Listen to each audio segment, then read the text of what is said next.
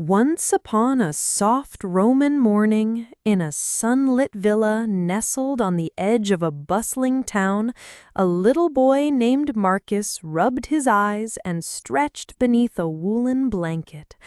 The sound of doves cooing from the tiled rooftop drifted into his tiny bedroom, along with the distant clatter of pots and the warm scent of baking bread from the kitchen below. Marcus was 8 years old, with curly brown hair and eyes the color of honeyed figs. He lived in ancient Rome, not the grand Rome of emperors and battles, but the quieter Rome of families, sleepy streets, and olive trees swaying gently in the breeze. His family wasn't rich or poor. They lived a simple, happy life with stone walls, mosaic floors, and plenty of laughter. Each morning, Marcus helped his mother fetch water from the courtyard fountain. The cool splash on his hands always made him giggle. Then he sat with his younger sister, Livia, on the wide stone steps to eat breakfast. A piece of honeyed bread, a fig, and sometimes a small cheese made from goat's milk. As they chewed, their sleepy town hummed to life. Donkeys clip-clopped along cobbled streets, shopkeepers lifted wooden shutters, and the smell of fresh herbs, basil, rosemary, and thyme floated from kitchen windows. After breakfast, Marcus would help his father in the garden or visit a neighbor who made shoes from soft leather. Roman children didn't go to big schools like you might today. Some learned to read and write from tutors, while others learned trades and stories passed down through generations. By midday, the Roman sun would become sleepy too, yawning its golden light across the rooftops. Marcus and Livia would lie in the shade of an olive tree, listening to their grandmother tell stories about gods who rode the wind and stars who whispered secrets at night. The afternoons were full of gentle games. They played with small toys made of wood or clay, little carts, carved dolls, and spinning tops. Their favorite was a duck on wheels that could quack when pulled. Livia insisted hers had magical dreams and always wanted to sleep at her feet. Roman homes weren't noisy or wild in the evenings. They were places of warm baths, soft fabrics, and quiet conversations.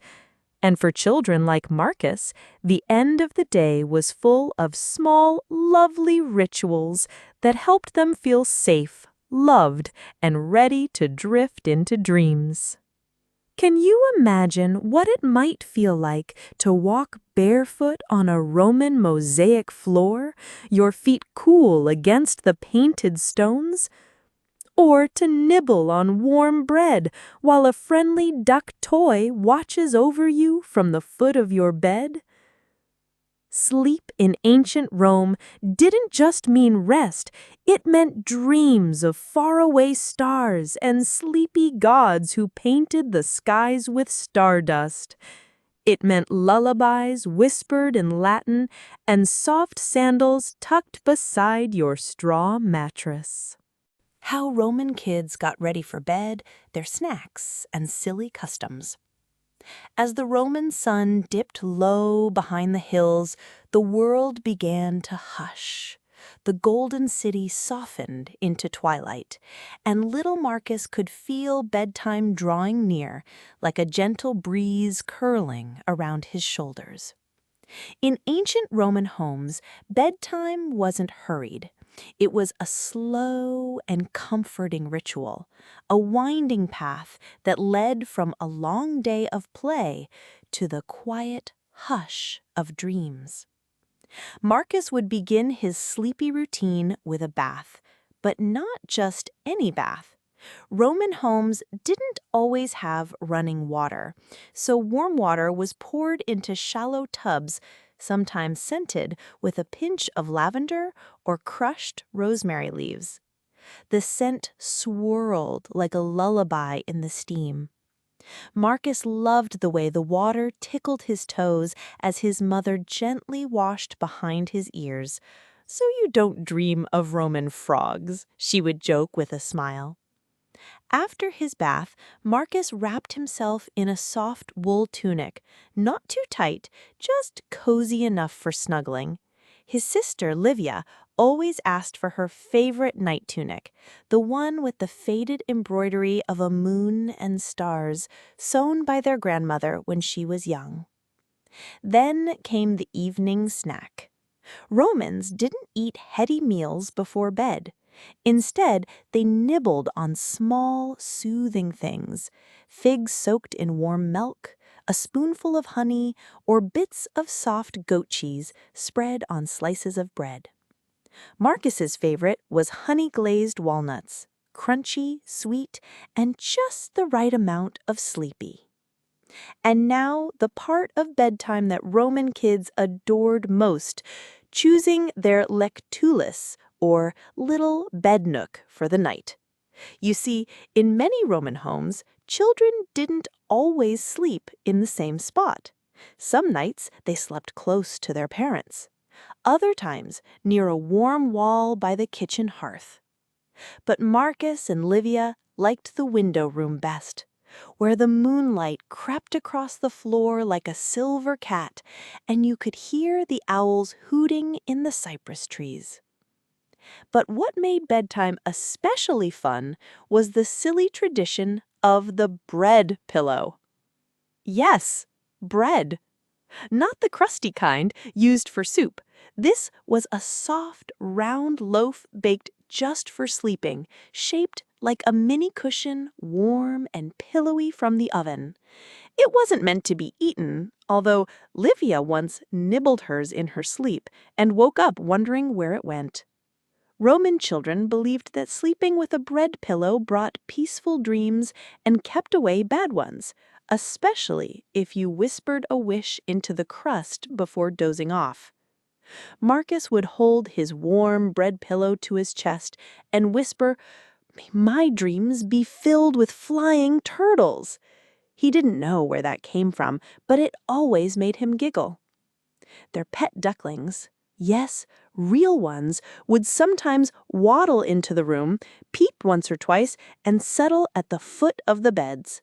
Roman families believed ducks brought good fortune and gentle dreams, and the quiet quacks at night, those were just the ducks telling sleepy stories of ponds and floating stars. Sometimes, before sleep, their grandmother would tell a soft tale. Her voice was slow like honey, and she'd speak of nocturnal gods like Samus, the Roman god of sleep, who drifted on clouds and tapped children's foreheads with feathers, coaxing them gently into slumber. And if the wind was just right, they could hear chimes from a neighbor's courtyard. Tink, tink, tink, like lullabies made of silver and air. Then silence would fall. Marcus curled up under a woolen blanket, bread pillow tucked beneath his chin, and Duckling snoozing by his toes. His sister mumbled something about dream figs and floated off to sleep. Isn't it funny to think that long ago, in a city of stone streets and marble columns, children fell asleep with bread pillows and ducky feet warmers? What would your dream be if you had a bread pillow tonight? Dreams, superstitions, and how bread pillows became a thing. Nighttime in ancient Rome was a quiet kind of magic. The world slowed down, the wind whispered through the olive trees, and the stars blinked slowly over terracotta rooftops, like sleepy eyes watching over the city. In his little corner of the villa, Marcus was already curled up, his bread pillow resting beneath his cheek, still warm from the oven and smelling ever so faintly of rosemary and flour. Outside the window, a gentle breeze rustled fig leaves. The ducklings shifted in their nest near the foot of his bed, giving a soft, barely there quack that echoed like a lullaby. But why bread pillows? It's a curious question, and one with an even curiouser answer. You see, in Roman times, people believed that certain foods had powers beyond taste. Bread, for instance, wasn't just for eating. It was sacred. It was warm, life-giving, and full of meaning. Roman priests offered bread to the gods. Farmers baked round loaves as tokens of thanks to the harvest. And mothers, they sometimes shaped soft bread into comforting objects for their children. Toys, tiny beds, even small loaves with lavender seeds hidden inside to help little ones sleep better. It's said that one night, long ago, a Roman baker's son had trouble falling asleep. The child tossed and turned and cried softly into the clay-tiled night. The baker, weary but tender-hearted, shaped a small loaf of dough into a soft, puffy oval, baked it with honey and olive oil, then handed it to his son. "Here," he whispered, "a pillow made with dreams." The boy clutched the warm bread to his cheek, took a deep breath of its sweetness, and, so the story goes, drifted off into the gentlest sleep of his life. He dreamed of dancing raisins, chariot races on clouds, and goats that told jokes in Latin. From then on, the baker made a special bedtime loaf every evening, and soon other children in the neighborhood asked for their own. Some even added tiny pressed herbs for extra dream flavor, thyme for courage, mint for clear dreams, and rosemary to remember them by. Of course, these dreams weren't just flights of fancy. Romans believed in dream omens, sleepy messages from the gods. If you dreamed of water, it meant change. If you dreamed of birds, it meant freedom. But if you dreamed of bread, that meant comfort, peace, and a full belly, all things children hoped for in both sleep and life. Marcus's favorite dream was one where he floated down the Tiber River on a giant walnut shell, using a feather as a paddle. Along the banks, ducks wore tiny sandals and waved at him with leafy fans. In the distance, a mountain made entirely of cheese melted into the sea like a sleepy candle. It made no sense, but in dreamland, it didn't have to. At night, Roman children also whispered lullaby charms before sleep. Little rhymes in Latin like "Dormi, dormi, sub stella clara."